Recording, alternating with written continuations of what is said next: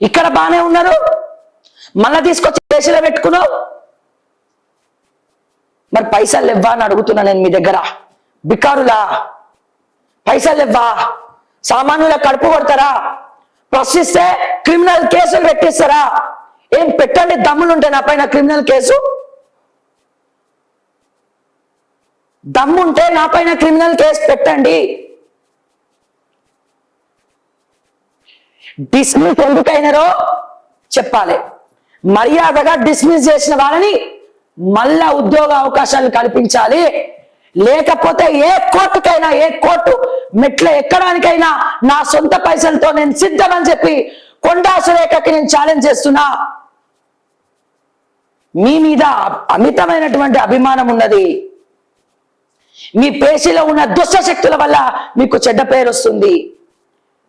ఒక మహిళగా ఎప్పుడు మీకు గౌరవం ఇస్తూనే ఉంటా, కానీ వ్యక్తిగత కక్షలు ఎప్పటికీ లేవు. రాజకీయం విషయానికి వస్తే ఒక మహిళగా, ఎదిగినటువంటి మహిళగా మీకు మిమ్మల్ని ఎప్పుడు కూడా మేము ఇన్స్పిరేషన్ గానే తీసుకుంటాం.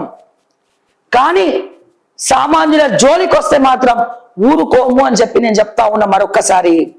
వాళ్ళ మీద కాదు మీరు పెట్టాల్సిన క్రిమినల్ కేసు. ఈ వీడియో చేస్తున్నందుకు నా మీద పెట్టండి. హైకోర్టు, సుప్రీంకోర్టు ఎన్ని కోర్టులు ఉంటే అన్ని కోర్టులు ఎక్కి ఎవరు ఏ చేత్తో అయితే డిస్మిస్ చేసిరో, నేను మళ్ళా చెప్తున్నా, మర్యాదగా వాళ్ళని తీసుకోండి.